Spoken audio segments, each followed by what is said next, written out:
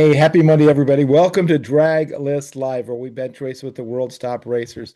My name's Bill Pratt. It's great to be with you tonight. Tonight, we're joined by Andy Marocco, founder of Southern California's innovative Street Legal Dragway out there in Perris.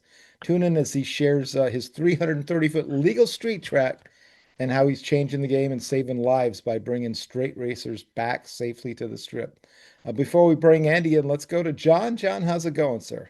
Doing great here, Bill, and howdy from Houston, everybody. Please join us on the live chat.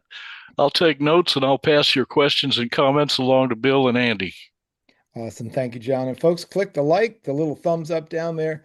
Let your friends know and click the share. Let your friends know we have Andy Morocco live. And to prove it, let's bring him in. Andy, welcome to the show. Well, hello. Thank you very much. Appreciate So, it. so great to have you on. I know that Pete Mariello's always on the chat, and he'll be on tonight, no doubt. But he's just Awesome. telling us about this great strip you've built out there. And I've heard a lot about it. I've heard you had some fast cars on it too. But we'll talk about all that tonight. It's really great. A 330-foot drag strip specifically He'll be built on for tonight, no street doubt. legal cars. What inspired you to pick that format and that mission?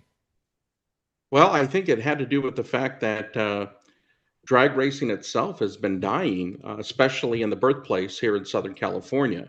I was on the street for a while there back in the early 90s. In the Inland Empire, we raced in Ontario and we would meet out at night. And the reason we did is nothing was really open. This was prior to NHRA actually doing the street legal drags that they had at Pomona Raceway. Right. And when they did do that, that was a couple years later that they finally opened it up.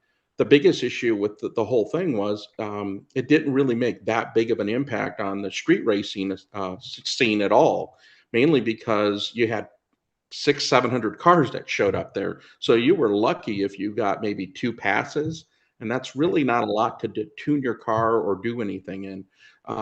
So I think, and it was during the day, it wasn't at nighttime. So that had a little bit of an effect there. There are just no drag strips in Southern Right. California. And at that point in time, there was no Irwindale and there was no Fontana. And now we are at a situation where there is no Irwindale or Right. Fontana. So it's kind of the opposite. So between us and I mean, within the 100-mile radius proper of Los Angeles, there is no other drag strip. You have Bakersfield up north, and that's Right. past 125 miles. And then I think you have Verona, which is from Los Angeles, about another 125 miles. So I think we filled the niche. I mean, we really have approximately 20 million people in the area, but we more importantly have 14 million registered vehicles. Wow. And that's what Street Legal's business plan really is based on. That's really great. So you're up around Ontario, so kind of northeast. If I'm not an LA expert, but compared to Pomona, is that it's quite a distance, isn't it? Not really. We're from Ontario. We're probably about 35 miles east of Okay. Ontario, and if you went to Pomona, we'd probably be about 42 miles from there to our location. So it's not too bad. Here in Southern California, we're always on the freeways. So, Hmm. a distance like that's like feels to us like 30 minutes. Yeah. It's really not that bad as long as there's no major traffic. Oh my gosh. Yeah. Well, I flew to Irwindale for the last race last year, at Mhm. least for the Nitro Revival.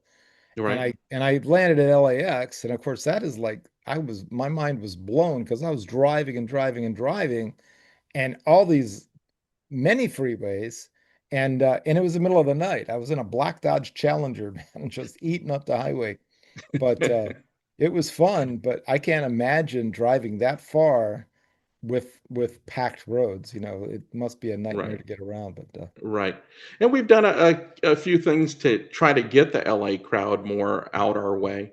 I think, with the amount of people we have, I mean, it's very hard for a lot of people around the United States to understand how Southern California is so different. Within a 30-mile radius, which is really our target, mhm. we have over 4 million people. Wow. Well, that is a huge number. So Yeah. it's just a matter of us getting the word out there. We've done This is our second year. We just had our second anniversary race, so we're going into our third year, and we've done $0 in advertising. Wow. So this is all organic. It's people talking to other people, and there's always going to be naysayers who say, "Oh, that's not a real drag strip because Yeah. it's short distance," and unfortunately, you're always going to have that. But it doesn't deter us. I mean, if I really thought that was going to stop us, I wouldn't even have started this endeavor. I mean, its Right. mission is simple. It is to get people off the street. And it's also to get old guys like us an opportunity to go out and have some fun with the family and our kids. And so it is a good meeting of car culture, different generations. And we do have new cars and we do have race cars. So just because we're called street legal doesn't necessarily mean that we can only do street legal. It's Right. just that in a business plan, you have to look at it and say, when you build a track, how many drag racers really are in Southern California versus how many drivers on the street are in California. Right. And that's the ball game. That's the different. It just changes the game of the business. Right, of course. Yeah. I mean, you've got a demographic there and numbers that, most racetracks would drool over, Mm, But even like Englishtown, way out this way, I'm in the DC area, but you used to go to Englishtown. You had the yeah. city there and New Jersey, Hmm. and there was, you could pack the joint. And Right. even that didn't survive. So it's just, you know, Well, it just, I think we're seeing our sport dying, in general. When we talk about the sport, that obviously includes the street legal and the race cars that are right. out there. The classes are dying. The people are dying, unfortunately. We have to figure out a way to fill that void. How do we put new blood into the sport to keep it going?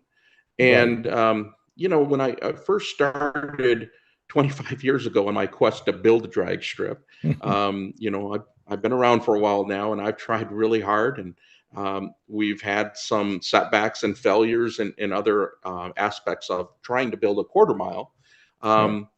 It starts out humbly. I wanted to build an eighth mile at the time, and I remember Jeff Burke wrote an article on drag racing online way back when, and it really inspired me. It was about shorter distances.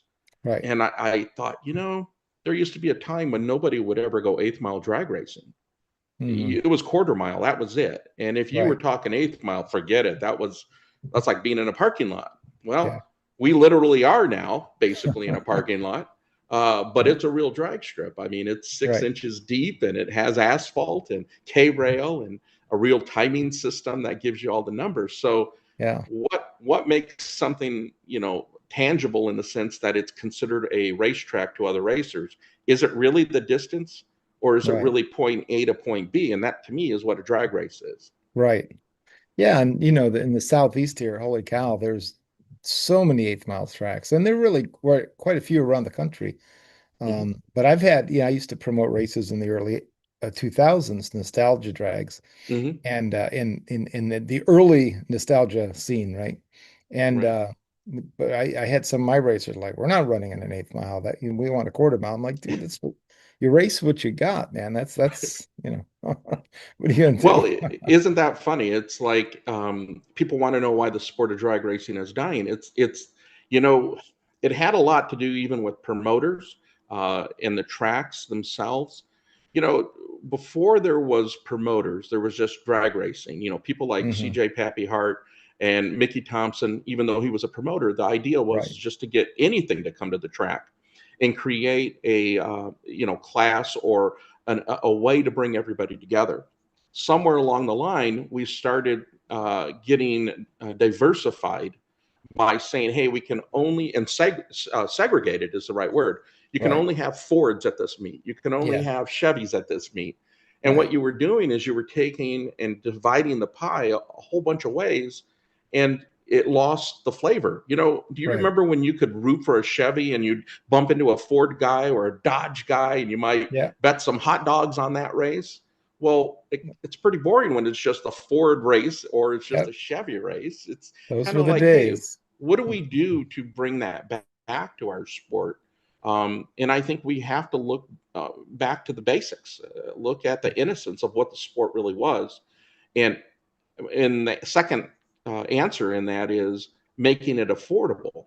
Right. These classes, I mean, I personally can't build a race car for what I built my track for. Does that make Right. sense? Wow. Yeah. I Isn't that mean, crazy?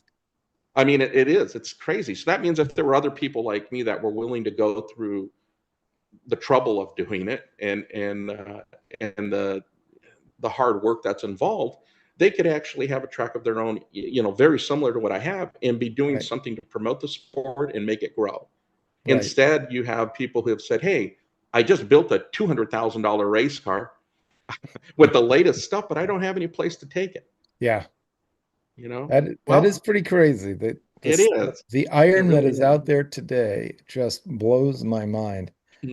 I'm a 70s kid, I'm 67 now, right? So grew up in the Yeah. great 70s there and a big funny car and Top Fuel fan back when a couple three guys could build one of those.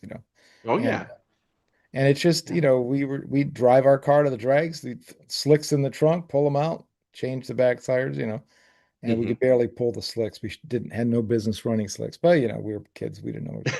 But we'd run up to the street. I was from Cleveland, run up to Thompson about 30, 40 miles from my house and have a great night and put the street tires back on and head on back. And now, and nobody, Mark Powick was the big dog back then at our track.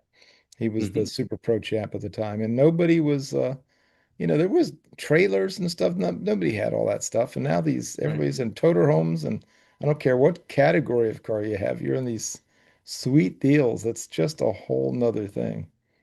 Well, and a lot of that also had to do with sanctioning bodies that started out with the right purpose, which was to get people off the street. Right. That Hmm. that was what Wally Parks did with NHRA, Right. and they went across the country and they showed people this is how you set up a drag strip, and Right. we'll get you off the street onto a track.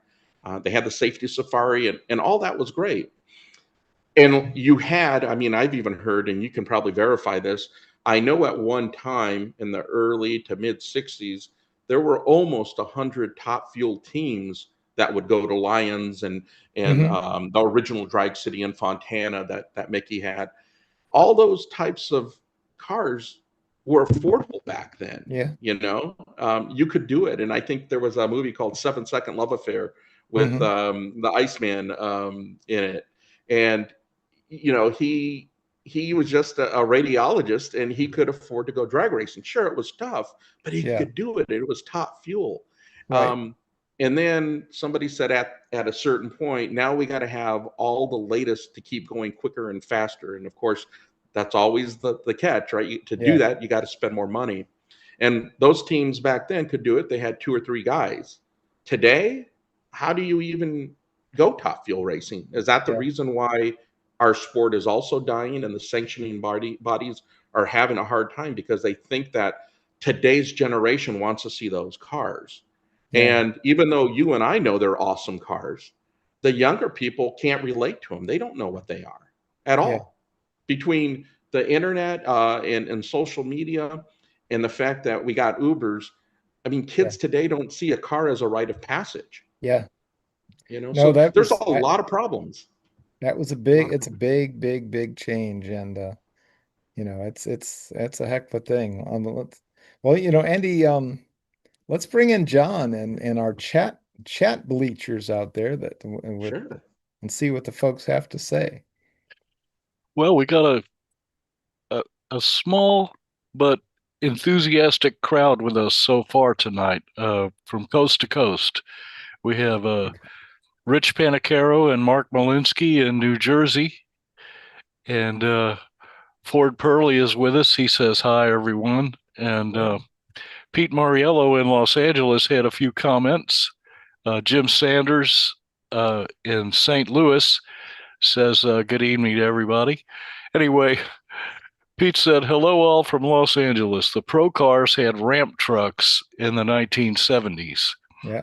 He said, Andy's track is a fun place. He says, it's great to see Andy letting people know about his track. And I hope he will give me a senior discount when I go. Well, I think we can do that. I think the best part about our track is we only charge $15 to come watch. Uh-huh. I mean, Nice. how is that not affordable in today's world?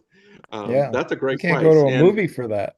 no, you can't. And kids are free with an adult. I think that's what I'm trying to do. It's hard to build a model that's profitable to keep the track operational with just making it car count only. Hmm. And we need to get obviously more spectators to go too. I think a couple of the races, the highest we've gone is $25 because there's different promoters who've put things on with us. Hmm. Right. But from a test and tune night, whether it's a Friday night during the summer or during the days on Saturday during the winter, um, it's still $15 for the average spectator to go. And Hmm. to race, we start at $20 for 2 passes, and then unlimited runs for $40, and that Yeah, will nice. that will give you on our track because its distance is much shorter. You're Yeah. going to get 10 to 15 runs a night or a Yeah. day. You get your front end set up right. You get your leaves set. Absolutely, absolutely.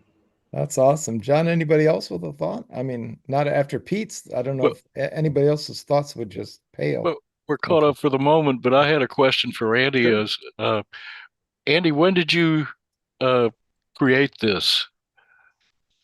Well, the concept, I can't take 100% credit and say that I was, a mastermind at it. I think I learned from other people and other track operators a lot about the business and the sport itself. Hmm. But I think the thing that was the catalyst that really helped me was they were having hot August nights up in Reno, Nevada, and they had an event that was in a casino parking lot, and they Hmm. were running 300-foot drags.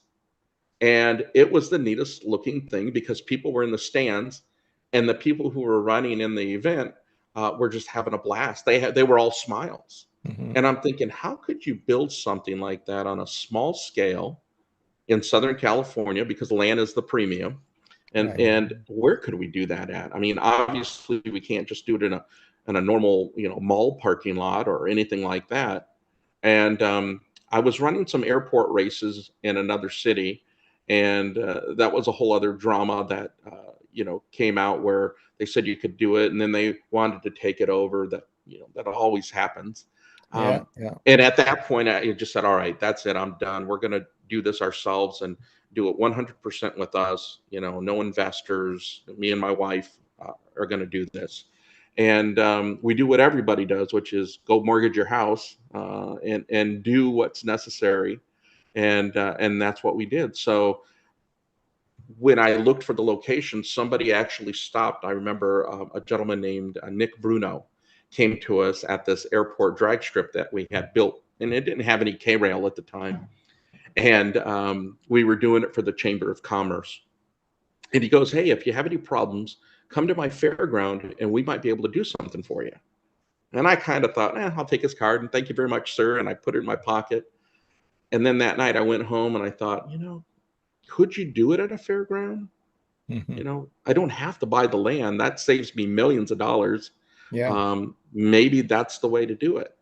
And Hmm. so, as things would have it, we ended up packing our bags and going to that location.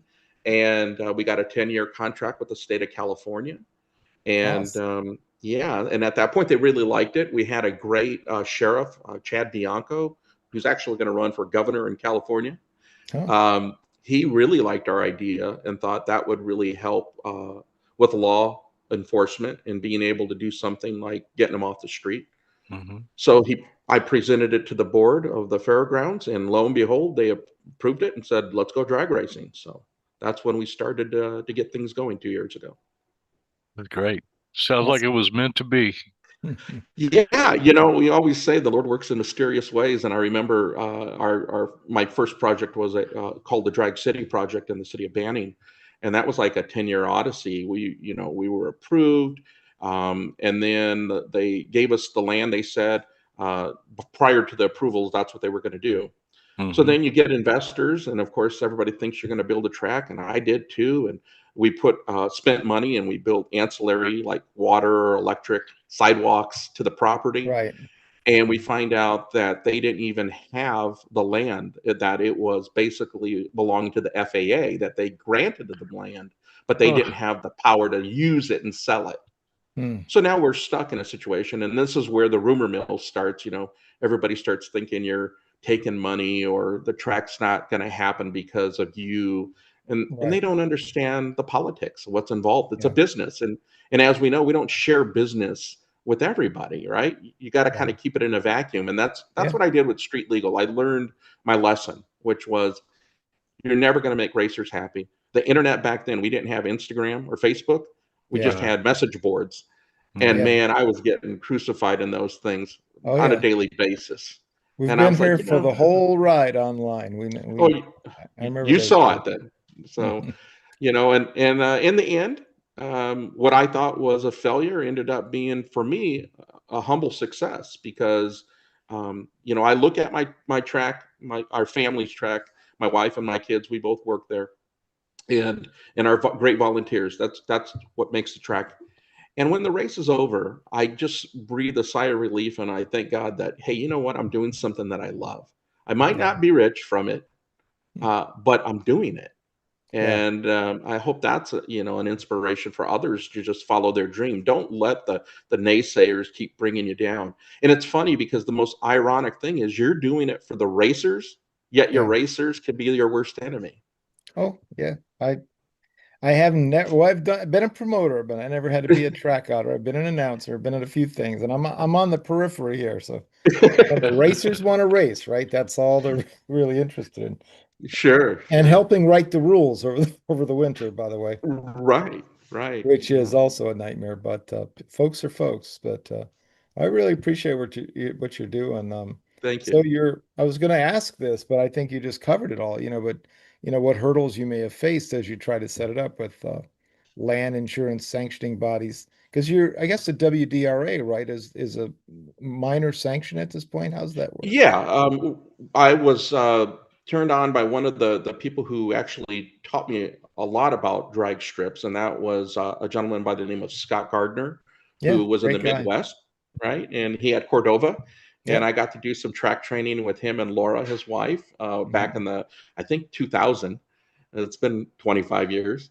And they taught me the ropes. And then from there, I got to hang out with good people that my dad knew, like Ron Colson, the funny car driver. Great, great. One And of he our was great friends. Yeah, he's awesome. yeah, Ron was a great guy, and he helped me a lot in my endeavors in the past. And unfortunately, he didn't live long enough to see this. He was in an accident way back, I think about 5, 6 years ago. But anyway, I look at it, and I think, we've had quite a few people who have really been instrumental in making it happen. But John O'Neill at WDRA, I was put in contact with him by Scott Gardner, and he said that they had this new organization that they were looking at doing, and they're primarily Midwest, and it has grown obviously since then. They were based in Ohio. I had Scooter Pico with them from IHRA as well. Hmm. And so they said, we really like your idea. We would like to be involved. What can we do? And they helped me get the insurance, a better package deal by being part of the WDRA. Hmm. And even though we don't really have WDRA stuff out here yet, it really gave us a platform to work with somebody. And it was good to have that support, whether it was track construction or safety or just talking about the business of where the sport was going. So it's good to have a sounding board. That's fantastic. Well, let's talk about some of the cars. How do you design the rules and environment to maintain safety and accessibility? So the vehicles have to be registered, mufflers, dot tires. What's sort of the who do you get out there when you put out the call? When we put out the call, which is usually a test and tune event, because it's really hard to have drag races with prize money. I mean, Yeah, promoters cannot do that unless they have big sponsors. I think a lot of people have learned this lesson now. yeah, The smartest um, thing to do is you let the racers put up their purse. Yeah. And, like an example is if we did a race, and we're going to be doing one on the 22nd of November, and it's our end of the year race. And we will have probably the street eliminator class. And this is an example of where, in our situation, we kind of borrow and utilize a hybrid of um, dial-in and bracket racing. And I'll just explain it in a simple term. We have four classes currently, or four indexes: 4 seconds, 5 seconds, 6 and 7. Mm-hmm. And so a 4 second class usually equates to a very low 10 to high 9 second car. Now, remember, we're no prep. So Yeah. the interesting dynamic to that is that those guys that have the horsepower sometimes will lose the race because they're just smoking the tires and spinning, where a car that's less horsepower can actually beat it, Yeah. which And not makes it enough a room to lot more catch up exciting. on the top end, right? Yeah, and some of the most exciting racing, I personally have never been a bracket racer or personally enjoyed it on a quarter mile. Mhm. Watching an 18-second pass with another 13-second car, it seemed like it was forever. You could go get a hot dog by the time you got back, right? I mean, Yeah. the race would be over at that point. With our situation, because it's only 330 feet, it's challenging. And you'll hear some of these guys say, you know what? This is way trickier than I thought. Hmm. See, they're used to going out and going on a prep track. And, one of the biggest issues has been trying to show people that, and I hate to use the word, but it might make people think I'm being snobbish, but I'm not. I'm looking at it from different angles. Having a lot of traction makes a bad driver look good, Yeah. because it makes up for their of traction or tuning. You just throw a lot of glue on the track, and that's how the car's going to go. Well, Right. you guys remember Top Fuel didn't used to have that. That didn't really start until, I guess, the early 70s, and then it really didn't Yeah. become standard until the 80s, early Yeah. 80s, where they were putting VHT down and stuff. Right. They used water and bleach, to just get the tires clean, and you get a little bit of heat into it, and they did a burnout. But those tracks weren't prepped, yet they still went top fuel racing. They still went fast. Yep. But the racing was better, in my opinion, because you had to shoe it. You had to Yeah. literally get on or off that throttle or know what to do. And we've lost that skill in drag racing. Now we rely so much on electronics, we rely so much on glue, that real street racing for me is way more exciting on a track, because you're seeing the car wiggle down the Hmm. track, and you can see the driver really trying to put input into the front tires or the throttle. That's real driving. That's real drag racing to me. That's what Hmm. makes the crowd at our track go, cheer. Is like, wow, that's some real racing right there. And That's to awesome. me, it serves us two ways. It does keep our expense down, obviously. You don't have to have a full-time crew. You don't Right. have to spray the chemicals and buy that. Fortunately, I do have VP who would gladly give me LC7 anytime I needed it, and they would donate that. Hmm. But we haven't even really gone that route, because people really do like the no prep racing. And as you can see, that's still happening across the nation. Yeah. It's just that we're also getting to a point where these cars are getting so fast. Now they're dangerous. Yeah, that's a crazy thing to watch. I've seen it. I'm 12. I used to announce at Budds Creek, and it's 12 miles south of me here. And it's Hmm. I've seen those guys run those skinny tires and running Hmm. like sixes, and of course it's always prepped. I mean, it's an immaculately prepped track, so but still the skinny tires amaze me. Yeah. Well, don't they have some race is it Indianapolis or Indy? I can't remember what state it is. It's called War in the Woods.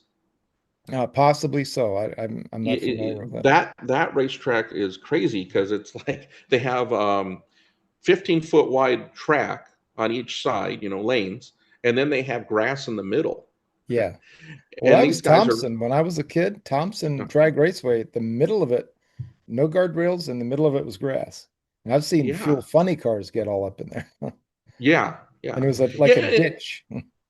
And so there's an example of where these eighth mile cars, because the predominantly no prep cars have been going eighth mile.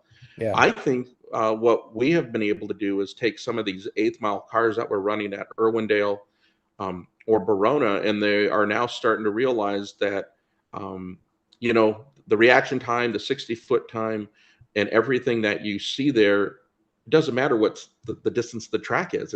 It all is relative, right? And so I think, you know, like one of the tracks or one of the promoters actually does this thing that's called no prep.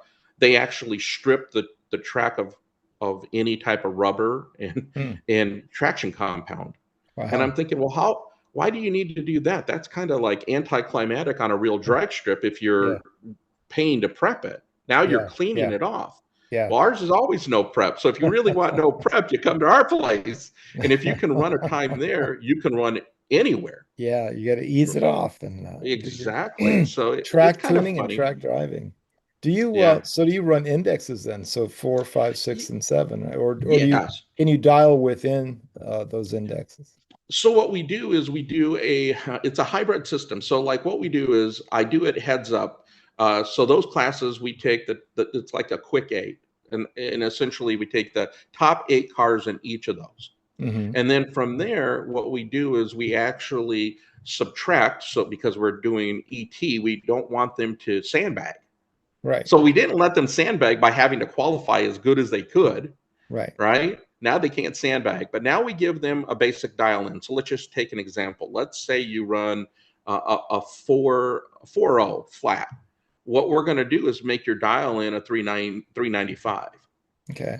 Right. But if you break out of that, you lost. Yeah. Right. So it's a hybrid system, and it's the best way that we found at this point in time where we could manage it, and it made sense. So we could have a 4-second car theoretically go up against a 7-second car in a 330 feet when that car has 3 seconds to take off ahead of them. Yeah. You talk about a race that's exciting within a short distance. Yeah. He's catching them right at the last end of the line. Right. Nose to nose. But to see it, a spectator seeing that is, wow, that car's really hauling ass to and you can see it too. I mean, and even the eighth is easier to see than a quarter because you're really just seeing taillights and scoreboards on the quarter at night.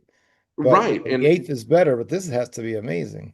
Well, it is in the sense that it's as how do I say, down home as you could possibly expect, but it's still safe. And we meet all the safety standards. But the other end of it is some of the safety's built in. Most cars, there's only been a few who can actually hit 100 miles an hour or more within that distance. Right. You would think, well, that if they're not going fast, it must be boring. No, it's the opposite. They have such little time to get to that other end. Nothing beats watching a guy purges nitrous. Another guy does the same thing, and they're both on lights. And when they're heads up, that's cool. And when it's in bracket, that's as cool as well. But really awesome. It is. It has its own flavor. I can't compare it. I can't say, hey, look, I don't have Top Fuel cars there, but that would be an interesting thing. I mean, what could Top Fuel really do there? Maybe for that we would prep. we could do some math here. Yeah, Andy, absolutely. let's go check out the chat line and John and see what anybody else have any thoughts out there, John? Well, we have 16 people here tonight with us, and the Team English said Andy's track is an awesome place to go. And Pete Mariello asked if Andy promoted the Run What You Brung event at Rialto Airport. No, I did not. I did not do the Run What You Brung. I did the banning airport drags. We called it the banning street drags during COVID. We actually ran, and we were fortunate enough to run there. And then prior to that, I did the banning drags in 2000 and 2001, I believe. Right, And we okay. did bring, like, the Winged Express came out on the airport runway. Wow. I mean, that was a neat thing where a lot of our Nostalgia Eliminator people came out. Stormy Yeah. Bird and the Revelation I Dragster, think I've who's a good got friend. coverage of that. I Yeah, think I've seen photos. I think we may have even put up photos. What year yeah. was that? 2000 you said or somewhere Yeah, in it there? was about 2000 and 2001 is when we I have did to, that. I think our buddy Gary Brown might have been out there, rest in peace, and taking shots, but have to go dig through my archives. Yeah, it was called the Night of Fire, is what we Hmm. called it. And I think you can still see YouTube video of that where we really did it on the taxiway, and then we did run on the actual runway during COVID for Right. 6 races. So that Wow. was pretty cool. John, anybody else with a thought? Well, Pete also talked about Andy's track. He said this place is an actual racetrack. It's not a temporary setup. Yeah. And Yeah. Rich Panicaro said he made the post of the evening, folks. He said, Andy, open one up on the East Coast.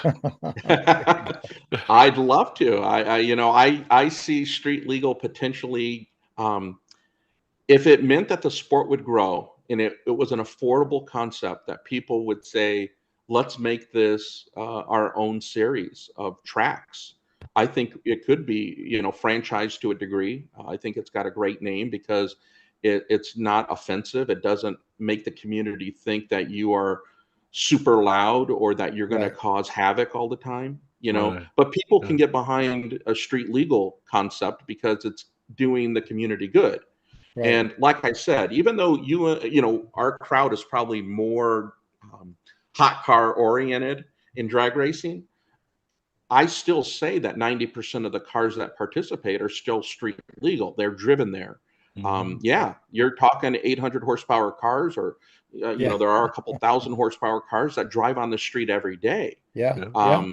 Yeah. Especially with the late model stuff, the Right. turbochargers, superchargers, Hellcats, Demons, Mustangs, Camaros.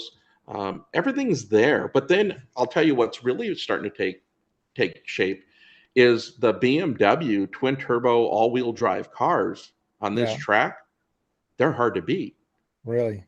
Yeah, no. So Well, you're getting a mix of Japanese Sure. cars, German cars, and Tesla, I've seen American. Teslas that just flat fly. I don't know if you have any of those out Yes. there. Oh, yes. We call this one gentleman who has a Tesla, and it's not the fastest of them all, but we call him Mr. Tesla because he comes religiously to every race, Hmm. and he's got the biggest smile on his face because it's just something to do. It's affordable, and it's kind of Hmm. like what is that? You remember the old TV show Cheers, Yeah. where they said everybody knows your name. You just want to Right. go there. That's kind of like how it is where we're at this point I in love it. our development. But yeah, to answer that question, I'd love to be on the West Coast or East Coast. So maybe one day, one step at a time. Yeah. Well, I hear them this, over here on Dairy Ashford Road, about 2 blocks away from my house every yeah. night. They're just running like a drag strip over Yeah. there. And hey, we'd love to have something like that down here in Southeast Texas. We have an 8th mile track on the northeast side of town, and it's good, but that's all we have. We don't have a Mhm. 1/4 mile drag strip anymore, but something like what you have would be perfect out here, man. Hmm. Yeah. It's funny. There's been a couple of people who have asked about it. And, I don't want to bite off more than I can chew. This is new for me to be able to do this. And I keep trying to improve it, every race. There's got to be Mm-hmm. something that we can do better. And I mean, we are really proficient with the people who are working with us, and they're all our age pretty much. We Hmm. have a great starter who used to work at super shops, and so that they understand drag racing Right. and high performance, and so the smile on his face, Mark, it's always a smile, permanent, when he's out there. And then we have Jimmy, and he's 62, and you would think he's the biggest kid at his age. Yeah. He flies model airplanes, and he takes drones up, and so I mean we're a ragtag of enthusiasts that are Yeah. making street legal grow. And we have excellent people who've stayed with us, like Anthony, who does our track setup, with our timing and stuff.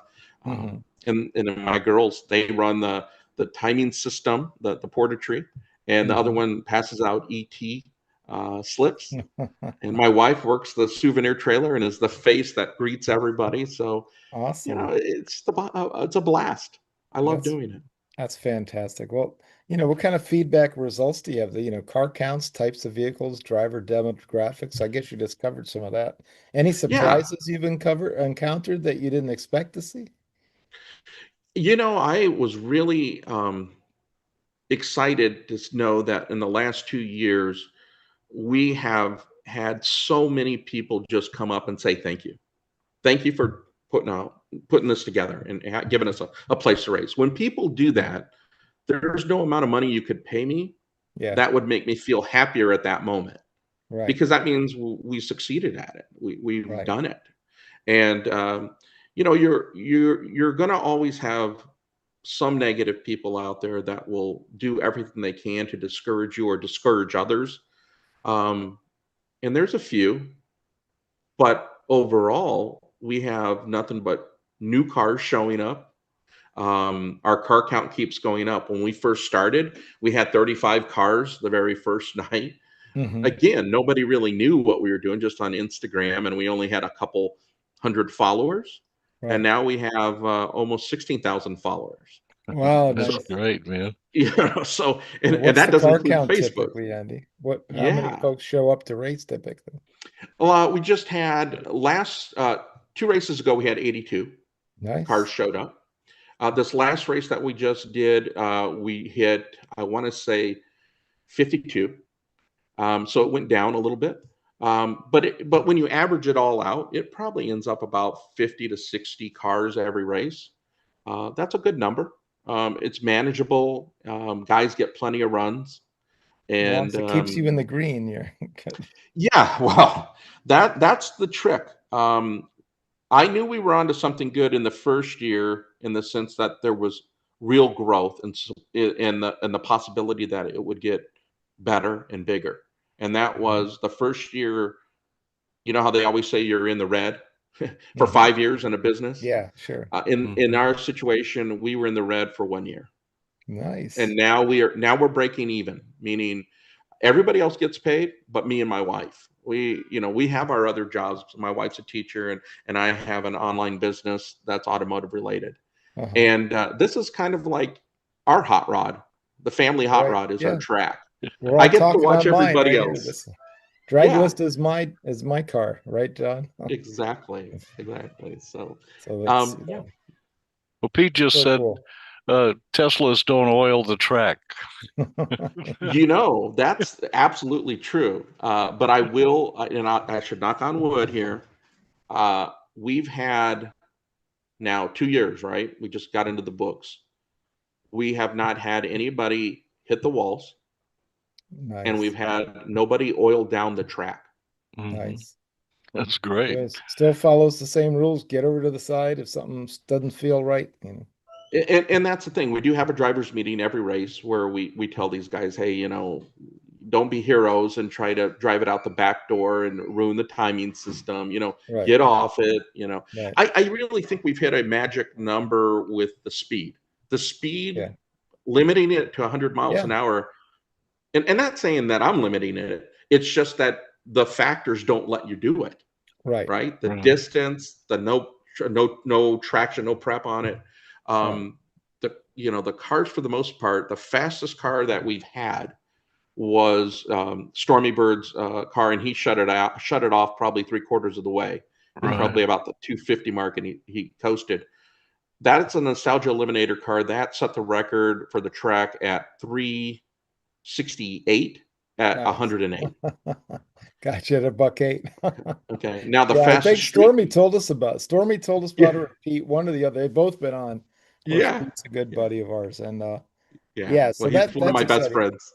Yeah. um, and the fastest street car that we've had has been a Tesla Plaid S in drag mode, and that ran 419 at Wow. 102. Holy moly. So Does he's anybody know all, where plaid came from? The name? no, no. Any Actually, Spaceballs fans out there? Mm.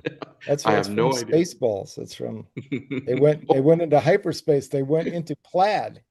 Oh, Yeah, I did not know that. that's a Mel Brooks deal from back in the day. Yes, I remember that. Spaceballs. Okay, now I remember.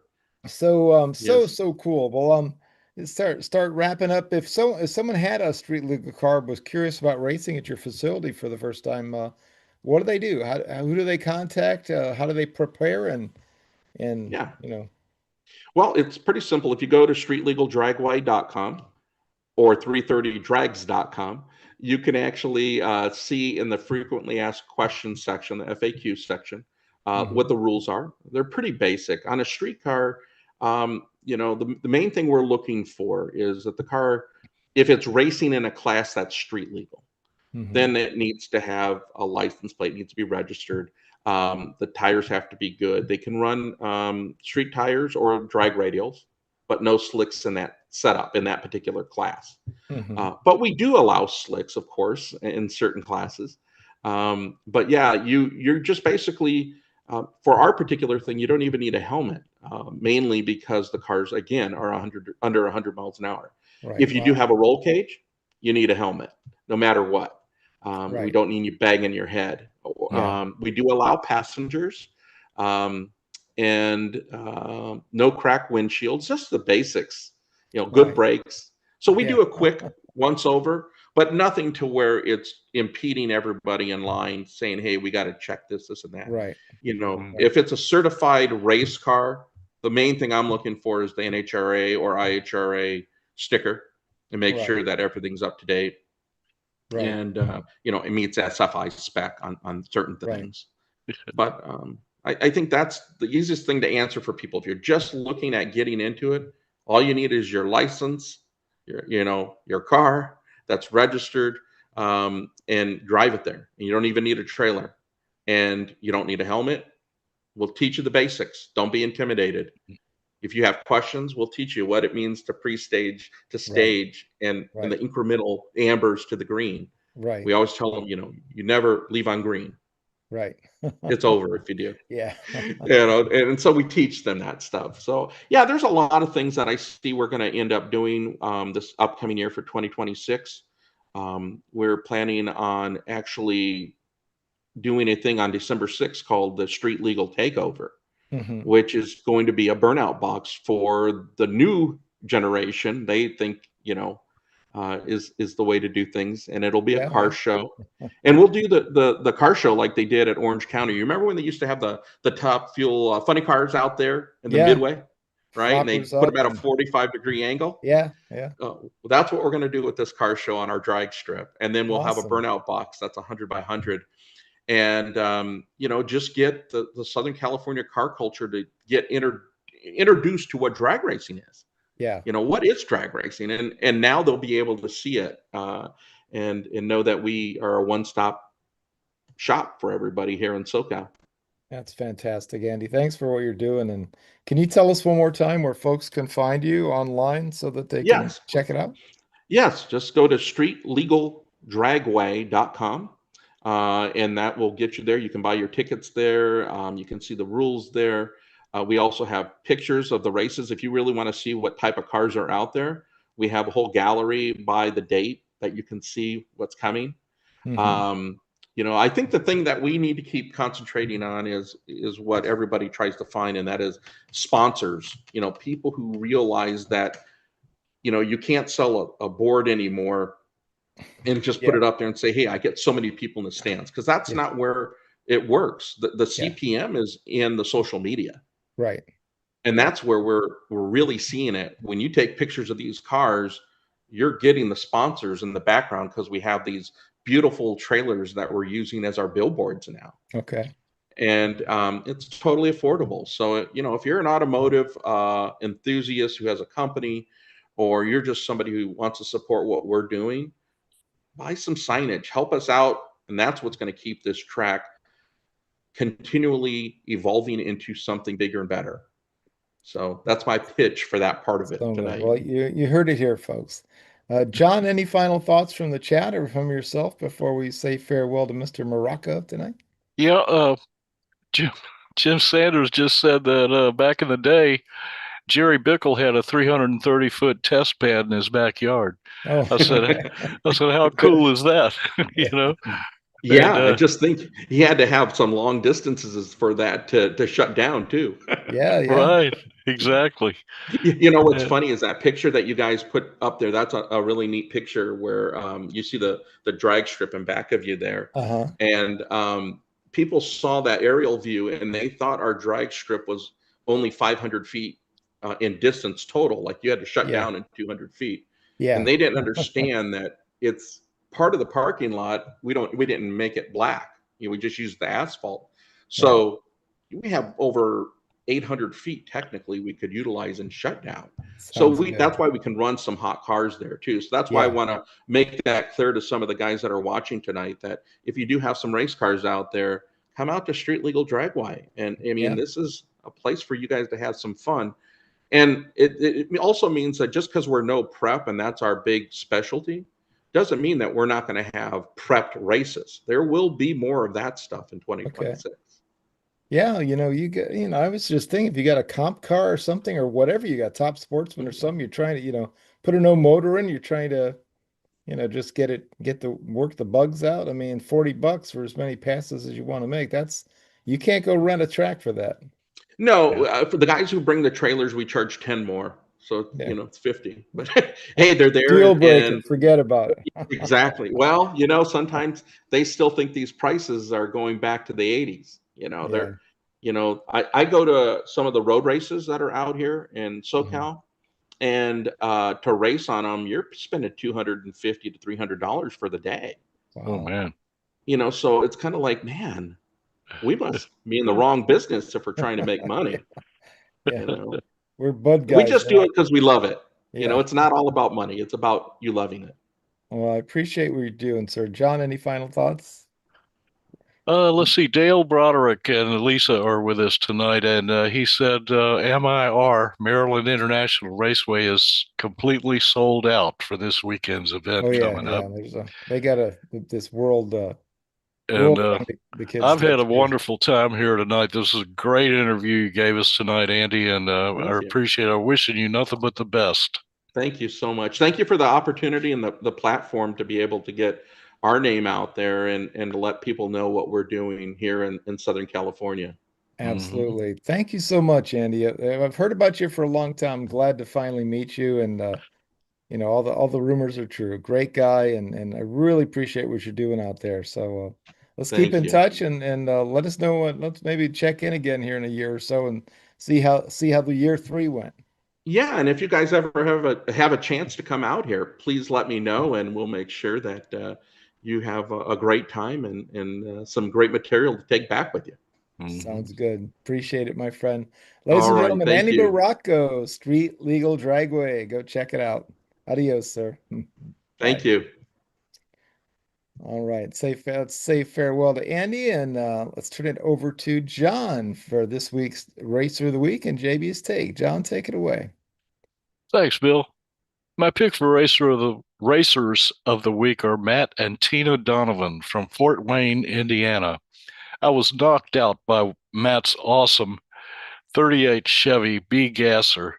It's beautiful to my eyes, and I'm proud to feature these fine folks tonight. Did I say Matt and Tina Donovan? I'm sure I did, but if I didn't, I apologize. The Garbage That Barfed has a 37 grill and grill surround. Matt's been drag racing since his early teens and building cars since a young kid with his dad, Terry Donovan.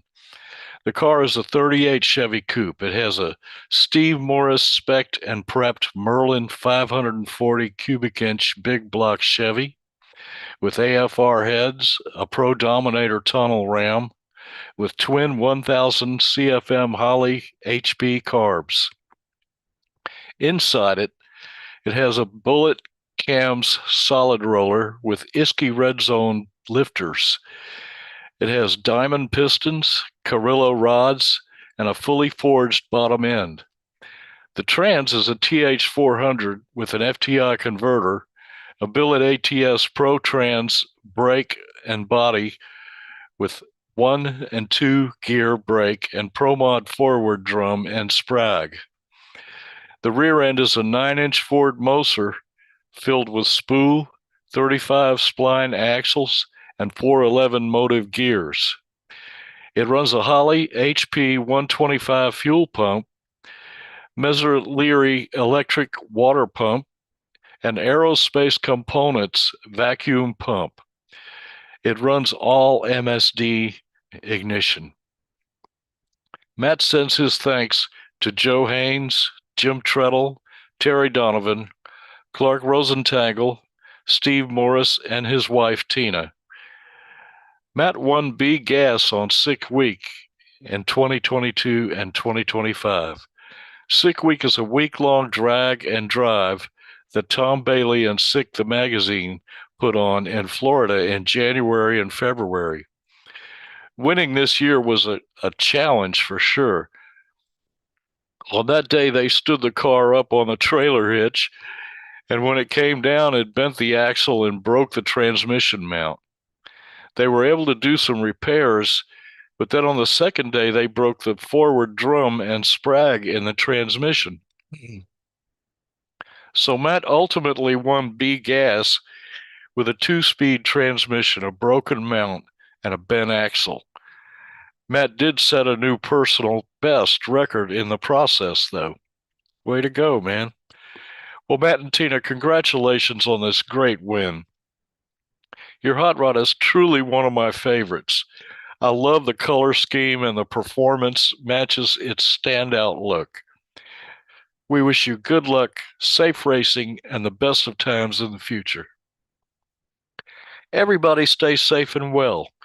You are the most important part of this show, and we love you all. It's a great way to spend an hour together on a Monday night. We'll see y'all next time. God bless America. Back to you, Bill. Thank you, John. Great stuff, man. That's an awesome racer of the week. Racers of the week. Cool stuff. Yeah. Let's move on to some of our segments. So I want to thank Miss Kay, who was out at Las Vegas NHRA yesterday, getting a lot of great shout outs for us and just making everybody feel good. And Nitro Alley was hanging out with her as well. And so she's already put a couple of great shout outs, sent them to me, but we're gonna get Miss Kay direct access to the Draglist Facebook page so she can pop them up right away. And so I'll get that done. I don't know why I didn't think about that before, but I want to thank those guys. Like, so Steve Macklin, who was out there, and Jim Jet Nielsen, and lots of other folks giving us a hello. So I appreciate Miss K on the Goodwill Tour at NHRA Las Vegas. And of course, congrats to everybody who won yesterday and who competed, and it was a pretty great race by all accounts. And then NHRA wraps up here in a couple weeks. Of course, IHRA next weekend down at Galat Motorsports Park. So man, we've got nothing but big fast cars coming our way. Let's go on to our upcoming guest, folks. Next Monday night, Paul Conlon, the Boston Monkey. Gentleman I've known for almost 25 years, racing under that name. He's got a great top alcohol funny car he races. Very cool. And then Stephen McLean coming up on the 17th, the Mill Road Boys Chevy Top Fuel Dragster. Looking forward to talking to Stephen. On 24th, it's Radio Bob, Robert West. And going into December, the 3rd, is Lenny Lottig, who just won the World Championship in Factory X. December 8th, Jason Harris, the 4-time PDRA Door Slammer champion. December 15th, Justin Schreifer, the funny car racer. December 22nd, it is Christmas time, so we're going to take that week off. And then the 29th, we'll wrap up the year with Teddy J. Say in the Say It Loud Motorsports Nitro funny car. He's going to be joining us on the 29th. Then going into January on the 5th, Richard Gadsden, the Pro Stock motorcycle racer who's having a fantastic year. On the 12th of January, Scott Woody Woodruff of the IHRA is going to tell us all about that exciting new series. And on the 19th, Mason Magaha, the NHRA Pro Stock racer, is coming to join us. On the January 26th, I can't announce it, but Kate tells me our minds will be blown. And so that's coming up. There's a surprise guest. On February 2nd, Luke Bogacki, the IHRA dual champ. I believe we've had Luke on in the past. I know he's one of the greatest sportsman racers ever. And on February 9th, Vito Macchiolo, Nostalgia, Northeast Pro Mod Association, or now National Pro Mod Association's coming up. The 16th, we're still looking, but February 23rd, ladies and gentlemen, the great pro mod racer, Animal Jim Foyer, will be joining us on February 23rd. So we're almost into March. I told Kay she had to give me a break so I catch my breath. I want to make sure I maybe put a vacation day or two in there in the future. But we've got some great guests coming up, and oh my gosh, just lots and lots of fun stuff to talk about. Um, let's go on to those we lost, folks. Some about five names to mention this week, or it looks like four, maybe not five, but that's not important. What is important is we're remembering these great racers and their impact they had on all our lives. On the 29th of October, we lost Bob Schmidt, well-known top sportsman racer, always had beautiful, great running cars. Farewell to Bob. Abe Lowen, the super stock racer, passed away on November 1st. Abe was a really great a racer with a lot of folks who followed along with him and a lot of friends. Really close to home here on the 1st as well. We lost my friend Buzz Bayless. Buzz is a great drag racing fan and friend. Flying Phil Elliott introduced me to Buzz, gosh, 30 years ago, maybe more. And we've had a lot of great conversations over the years. I remember distinctly Buzz called me up after Daryl Gwynn went 526 at 278, that amazing run at the time. So, gosh, 80 something. I have to go do my math. But Buzz Bayless, really just a lovely man, a lot of fun to talk to, and a great fan of the sport. Farewell to our friend. And then Brett Kepner shares that Scott Guthrie passed away, I think, on November 2nd, the first or the second. But Brett said the greatest ever to hit the salt on two wheels. A great motorcycle land speed racer, Scott Guthrie, passing away on the second. So our condolences to the family, friends of all these great racers, and thanks for the thrills over the years, guys. Much love and thanks so much. So with that, I will turn it back over to John for his final thoughts on the show. John? Well, I really enjoyed Andy's interview tonight. Andy Marocco is one of a kind. He came up with a terrific idea, and I'm glad to see that it's working out for him. Um, we need more tracks like that. We need more Mm-hmm. people like Andy Marocco, that's for sure. Mm-hmm. But just having one of them, it was great that he came on the show with us tonight. Heck yeah. He was great. And I do want to thank Andy for coming on. He was awesome. I want to thank our buddy, let's see, he's out of order here. Where is it? Pete Mariello. There he is. Yeah, Um, I usually say his name a little later, but Pete is the guy that said, Bill, you got to get Andy on. And we talked about that, and I really appreciate that, Pete. Of course, thanks, John Pete. Bachman, my brother, Kay Turkelson, the world traveler, who's out there spreading the Draglist love. Rob McCabe doing serious work, man. That boy don't sleep. He reminds me of somebody else I know. He's just amazing. And David Oakes, of course, thanks for the photos, buddy. Mel Bashore, Ron Toombs, John Mernon II, who's been just slamming up some great photos and doing some research for us. And of course, Jeff Gilder, who got us our start way back in the day. And of course, thanks in heaven to Danny White, my friend. Click the like and click the share button down below, folks. Let your friends know that we are out here, even if you're seeing this on the recording.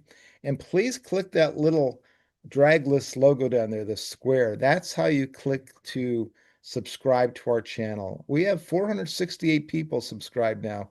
I'd love to hit 500. That gets us to the next level. So if you could hook us up, that would be amazing. And you're just to subscribe, you'll find out when our stuff's coming.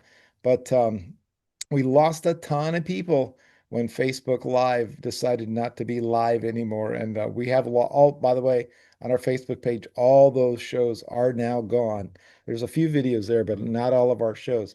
Now, I did save them all to my hard drive. They're right here with me. So I do need to undertake the effort to push all those back up here on YouTube, and maybe I'll make that a holiday task for myself this year. But we'll get that done.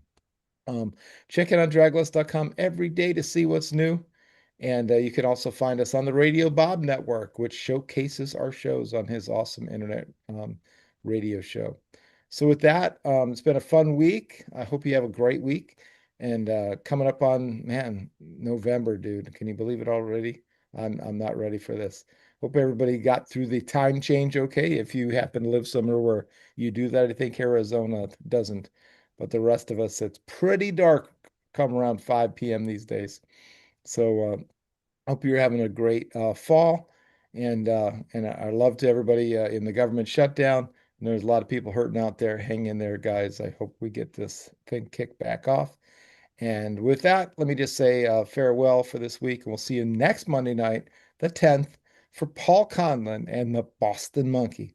Until then, let me hit the magic button here, and we'll